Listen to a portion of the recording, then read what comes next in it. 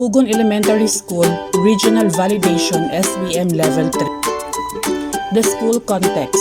In its quest for improvement after a few years of the Enhanced Improvement Plan implementation, cemented roads are coming up to easily reach your destination to one of the learner-friendly school in the DepEd Division of Igacos, the Cogon Elementary School, more or less 3.5 kilometers from Poblacion Babak and estimated 12 kilometers from the division office.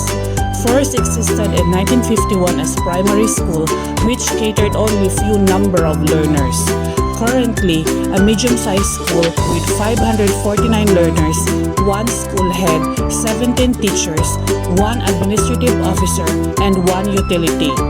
CES joins the DepEd to fortify the basic education learning continuity plan to guarantee that education is properly delivered to learners and the community. Oplan Alsa, Oplan ako linis sakit alis. Basically, Cogon Elementary School did not experience crime incidents for the last 3 years aside from the health threat COVID-19. Fortunately, never reported that one of the learners or teachers experienced this deadly virus. The Oplan Linis Sakit Alis is a school-based program to maintain healthy school environment free from virus infection. The school maintains health standards to prevent the spreading of virus. Once a week, disinfection of the entire campus is done. Signages and health bulletins are visible inside the campus and upon entering the classroom. Daily logbook signing, thermal scanning, and wearing of face masks among parents and visitors upon entering the campus and in the classroom are properly monitored for contact tracing. Sharing health tips to avoid the spread of virus are posted on the school official Facebook page, in the social media, and proper dissemination to the community are extended. Project Kainan Ko, Kalusugan Ko. The school aims to construct school feeding center for the purpose of learners' conducive place for feeding. Insufficient funds hinder the realization of the school feeding center. Somehow, it does not prevent the purpose of serving not only to the malnourished children but also to the less fortunate learners to introduce proper nutrition and healthy lifestyle. Stakeholders in the community support the feeding activity.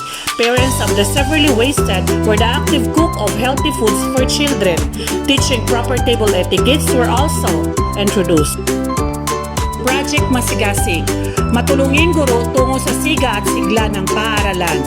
Another school-based cleanliness program. A child-friendly school provides a community free of noise and keeping learners away from toxic waste. Part of the project are the maintenance of the cleanliness in all corners of the ground, well-arranged and ventilated classrooms, and beautiful landscapes. The morning practice of each teacher before attending classroom, 15 minutes cleaning in the school ground in the area of responsibility, and before going home in the afternoon. Maintaining a clean environment make every day productive. Through the strong support and countless effort of the school personnel, the school awarded is the 2nd place in the district level of best learning environment and 3rd place in the division level. Project Basura Ko, Sagot Ko. Proper waste segregation and disposal. Teachers of CES continue to educate children of proper waste management, including segregation and disposal. Contextualize lesson plans, integrates proper waste management to discipline children the way they behave in maintaining cleanliness and orderliness. Trash can labeled with malata, dili malata, and delikado are visible inside the campus, offices, centers, and in the classroom. LGU, barangay officials, and PTA are partners to the campaign of the school and help spread the school goal to achieve proper waste disposal not only in school but also in the community. Project Kaligtasan Ko, Buhay Ko. School Disaster Risk Reduction Management Campaign. The school campaigns for disaster preparedness that falls in SDRRM.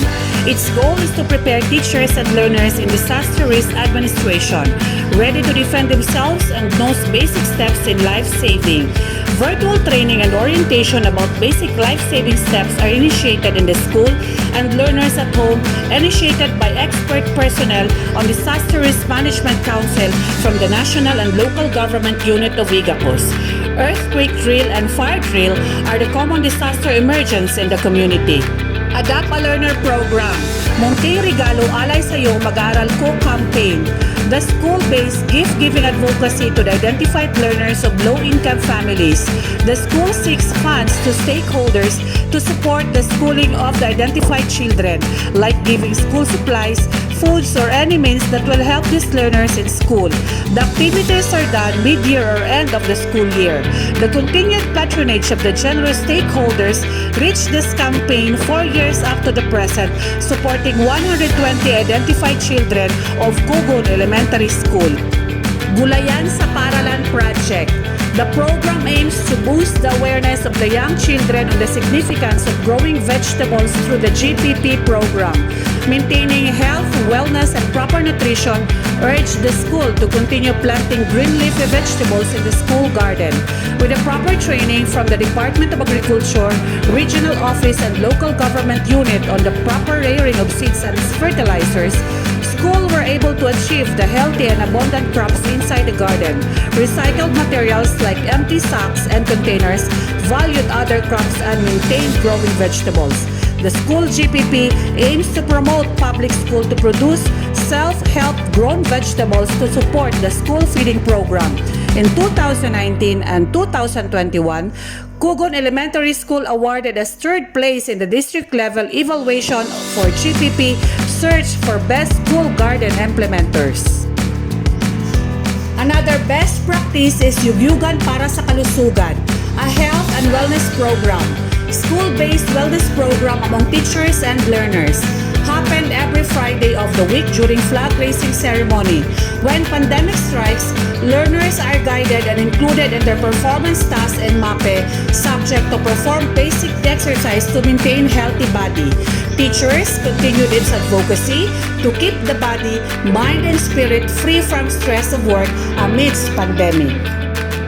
Reading is Life program or PAN-Readathon, a school-based reading intervention program to eliminate slow reader pupils. The school continued its campaign to assist slow reader pupils. Remediation action plan were provided after the reading assessment results to address this inevitable problem. Hence, teachers use different teaching techniques and approaches in reading to address slow reader pupils. The school targets zero, if not lessens the number of slow reader pupils every end of the school year. Oplan Barangayan Kalinisan.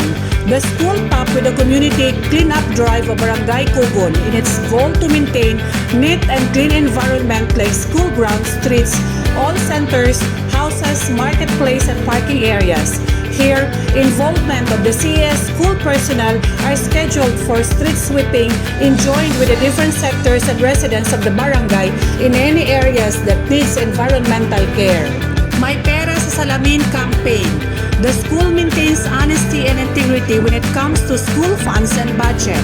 The school regularly discusses the school budget and funds and other resources to the personnel, stakeholders, and the community, thereby posting to the School Transparency Board all allocated budgets and funds for the school projects and improvement.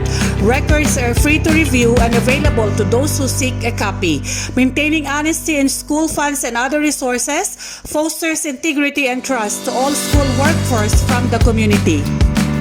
To complete the school best practices, Dedikasyon Ko, Kinabukasan Mo program, the school-based awards and recognition to teachers and their praise committee who displays exemplary leadership and outstanding performance and takes pride that contribute to the improvement of school projects and activities. Teachers who are unselfishly displaying sincere effort to help improve learners' outcome, sharing valuable ideas that will help realize the vision, mission, and goals of the Department of Education.